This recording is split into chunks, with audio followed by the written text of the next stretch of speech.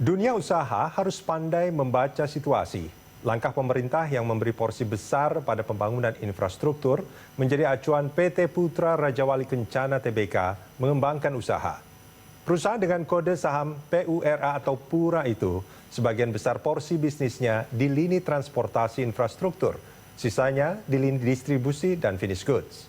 Bagaimana Ariel Wibisono, Presiden Direktur PT Putra Raja Wali Kencana, membangun Pura dari family business ke professional business. Apa kiat Ariel menggairahkan kinerja Pura? Bersama saya Rudiandanu, inilah CEO Talks. PT Putra Raja Wali Kencana Tbk tetap kokoh di tengah tekanan pandemi COVID-19.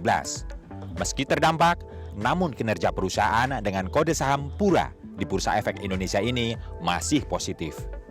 Di awal tahun 2020, Pura mematok pendapatan sebesar 188 miliar rupiah dan laba 29,06 miliar rupiah.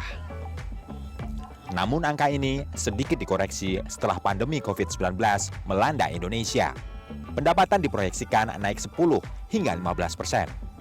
Tahun lalu, Pura meraih pendapatan sebesar 88,4 miliar rupiah dan laba 5 miliar rupiah. Sebagian besar atau 70% porsi bisnis Pura di sektor transportasi infrastruktur. Selebihnya bergerak di lini distribusi dan finish goods. Manajemen Pura merespon langkah pemerintah yang sedang mengejut sektor infrastruktur. Presiden Direktur PT Putra Raja Wali Kencana, Ariel Wibisono, optimistis kinerja perusahaannya akan tumbuh positif.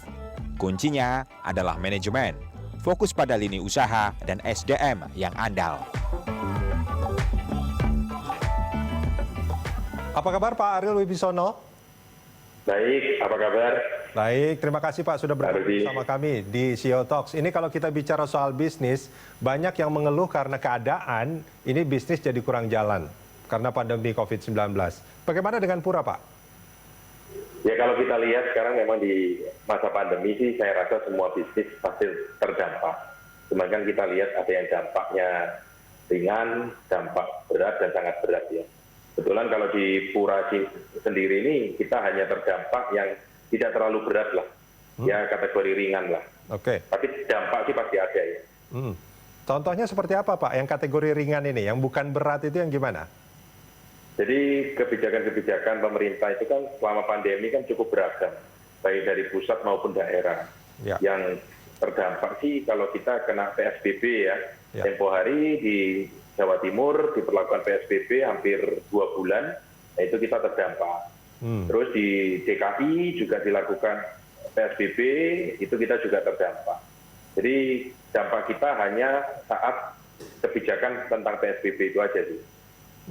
Oke, ini terdampaknya dalam bentuk artinya transportasi tidak boleh jalankah, tapi bukannya untuk logistik dan segala macam sebetulnya diperbolehkan, atau bagaimana? Atau di lini bisnis tertentu dari Pura yang terdampak? Sebenarnya terdampaknya ini kan karena kita transportasi ini kan ekosistem ya. Ada stakeholder termasuk customer, pemilik barang, kita transportasi dan pembeli. Jadi saat PSBB itu yang terdampak antara produsen dengan konsumennya yang terdampak. Di kitanya sendiri itu masalahnya tidak boleh ada titik kumpul. Jadi benar-benar memang dibatasi ruang gerak gitu. Oke, Pak Ariel, ini kalau kita bicara soal produsen dan konsumennya yang terdampak, ini boleh kalau saya simpulkan Pura ini bisnisnya di antara itu Pak ya, di antara produsen dan konsumen kan? Betul ya, kita di B2B antara produsen dan konsumen itu. Oke, nah ini boleh kalau saya katakan bahwa artinya ini ada permintaan-permintaan dari produsen untuk mengantarkan produk-produk mereka ke konsumen sehingga itu mempengaruhi Pura atau bagaimana? Iya, permintaan sih tetap ada karena di industri kita, terutama di produsen itu tidak ada dampak daripada corona. Mungkin dampaknya hanya penurunan volume saja. Tetapi dampak daripada produksi kecil. Cuman saat waktu PSBB itu ada shifting atau jam operasional yang terbatas. Itu akhirnya terdampak terhadap pengiriman barang, jumlah barang yang keluar yang akan di-loading. Kalau dari sisi konsumen, itu dampaknya tidak boleh ada penerimaan. Contoh, konsumen-konsumen daripada lini bisnis kita itu mayoritas itu retail. Ada yang retail dalam arti kata distributor, pergudangan. Nah itu tidak boleh ada aktivitas. Jadi ya ibaratnya diliburkan, tidak boleh ada pengiriman lah. Oke. PSBB. Oke. Nah ini artinya kalau kita bicara soal kontrak Pura dengan produsen misalkan, itu kontraknya berdasarkan jumlah volume yang diantarkan ya? Ya sebenarnya kalau Pura ini kontrak dari segi B2B selalu mengedepankan satu kontrak sebagai mitra. Mitra yang ditunjuk resmi oleh produsen. Kedua, baru diberikan semua proyek-proyeknya. Nah di dalam proyek itu volume tidak dicantumkan, tetapi diestimasi dari kontrak-kontrak yang sebelumnya. Kenapa? Karena kan produsen sendiri juga ingin volumenya bertambah terus tiap tahunnya, menjual barangnya atau produknya kepada konsumen. Tetapi dari segi total volumenya tidak bisa diprediksi secara akurat 100%-nya berapa itu tidak bisa.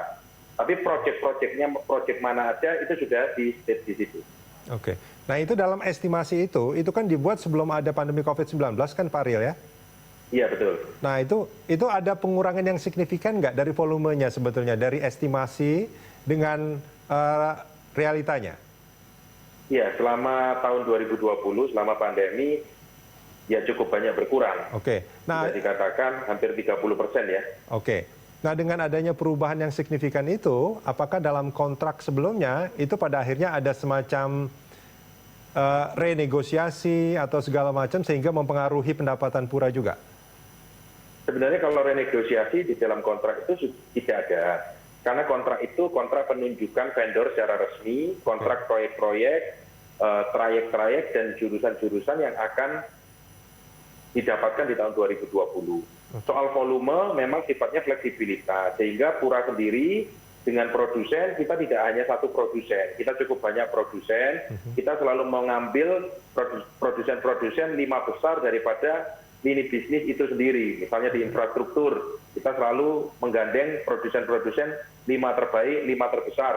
Supaya apa volume-volume itu kita bisa dapatkan secara merata, tidak hanya dalam satu produsen. Oke. Ini kalau kita bicara soal kontrak baru, ini asumsi saya sebagai orang awam nih Pak Ariel, bahwa Pura juga sebetulnya mengharapkan ada kontrak-kontrak baru setiap tahunnya, begitu nggak kira-kira? Kontrak baru di sini, di Pura ini sebenarnya diversifikasi. Karena kalau kontrak renewal itu selalu ada, asalkan KPI, konsistensi, profesionalisme dari Pura ini terjaga. Sehingga produsen-produsen kita selalu memberikan renewal kontrak setiap tahunnya. Karena kita berada di B2B, di mana ketergantungan terhadap transportasi seperti kita, pihak ketiga ini, sangat tinggi. Karena rata-rata produsen itu tidak memiliki perusahaan logistik atau perusahaan transportasi. Karena itu kan cost center. Ya. Mereka selalu menggandeng mitra-mitra profesional untuk menangani semua pengiriman barang, baik raw material sampai finish good. Oke. Apabila kita ingin mendapatkan kontrak baru, kita biasanya diversifikasi market atau penambahan produsen sejenis, tetapi yang belum kita kerjasama. Oke. Pak Ariel, kita jeda sebentar, kita akan lanjutkan ini di segmen berikut. Pemirsa jangan kemana-mana, CEO Talks masih akan kembali usai jeda.